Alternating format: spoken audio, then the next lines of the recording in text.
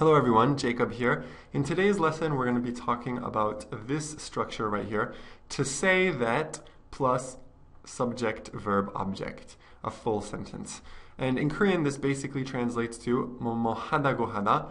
And we use this to say what someone else said, Okay? And actually, this is going to be the first lesson on indirect speech, which in Korean means 간접 화법. Okay? A lot of Koreans, when they're speaking, they will only use direct speech, 직접 화법. But if you want to sound natural, if you want to speak more naturally in English, then you really have to learn 간접 화법, and this is the first structure that we're going to learn in a series all about this. Okay, so let's go ahead and look at our first example. My girlfriend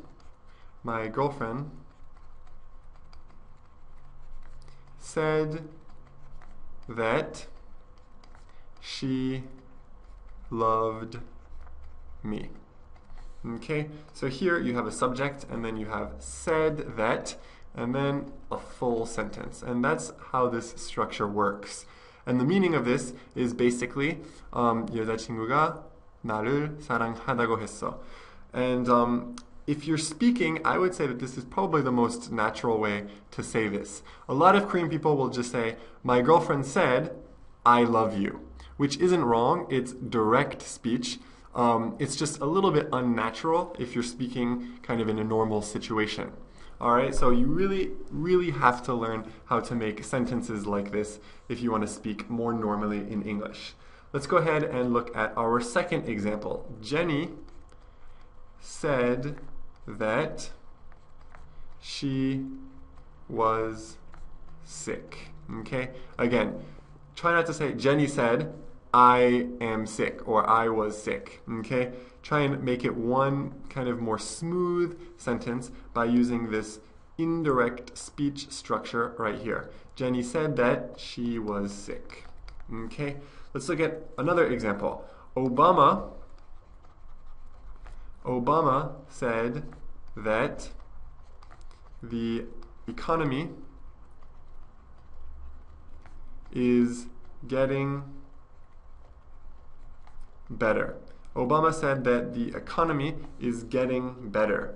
Okay, so once again, same structure. 누구누구 said that, and then a full sentence. All right, and in all of these sentences, what am I doing? I'm saying what Obama already said. I'm saying what Jenny already said to me. I'm saying what my girlfriend already said to me.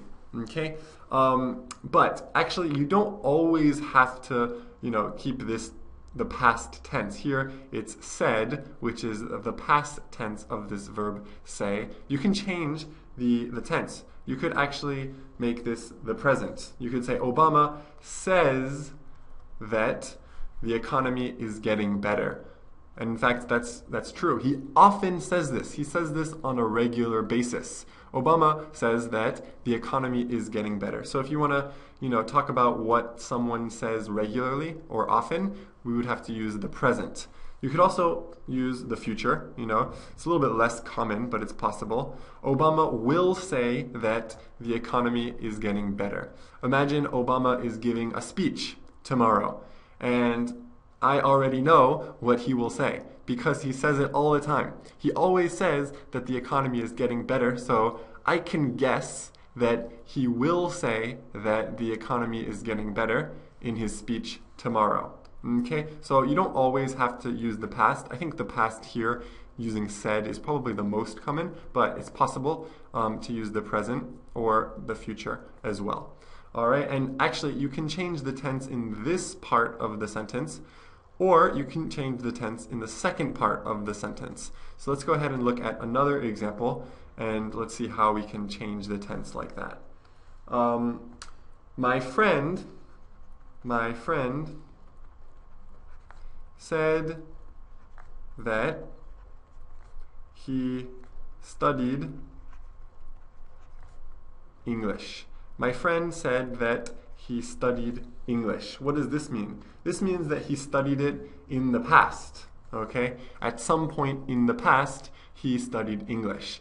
But maybe, he wants to change the tense, or maybe he didn't say specifically in the past that he studied English. He said that he studies English currently. Okay? So in this case, it would mean that he's still studying English, that he studies English. So here we're using the present, or maybe he's making a plan to study English. He's planning to study English, and in this case, maybe he said, my friend said that he will study English at some point in the future. Okay? So you can change the verb tense right here in the first part, or you can change it in the second part. And of course, the meaning will be a bit different. So my friend said that he studied English. 영어 공부했다고 했어. My friend said that he studies English. 영어 공부한다고 했어. Or my friend said that he will study English. 영어 공부할 거라고 했어. All right? So that is basically all you need to know about the tenses. And I think the structure is pretty straightforward. But there are a few things that I really want you to be careful about. And the reason I'm really making a video about this is because I hear a lot of mistakes. Not only with Korean people using direct speech when they should be using indirect speech, but also when it comes to the subject or the object in the second part of the sentence. In the second part of the sentence. So let's go ahead and see what I mean. If you say, my friend said that, here you need to put he studied English. Try not to make the mistake of saying, my friend said that I studied English. Okay? Even though when he said it to you, he might have said, I studied English. Because we're talking about your friend, you need to use he in the second part, right? If you said, my friend said that I studied English, the I is talking about the person who is speaking. So you, okay? So you really have to be careful about the subject, or in some cases the object, in the second part of the sentence right here. All right, a lot of Korean people confuse this. So just be careful about that. What else? Another thing that a lot of Korean people say is they often like to say to someone that, and then a full sentence. I hear a lot of people saying this, and this isn't necessarily wrong, but I don't want you to say this, okay?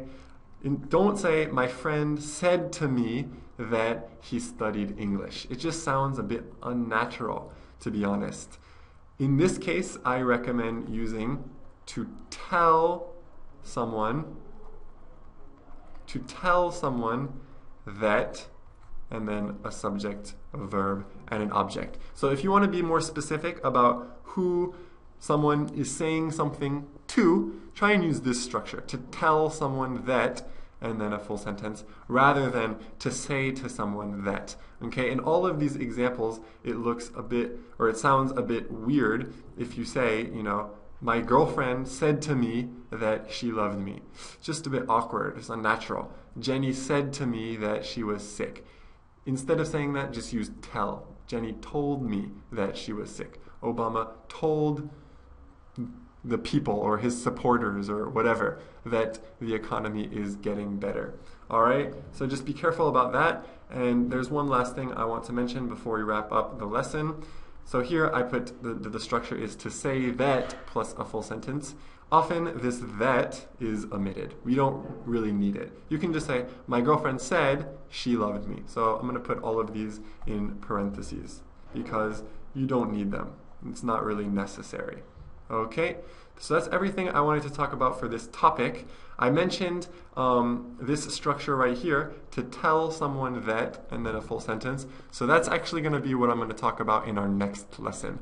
I'm going to do a quick video, a quick lesson, just about how to use this structure and why it's better to use this instead of to say to someone that, 뭐뭐뭐.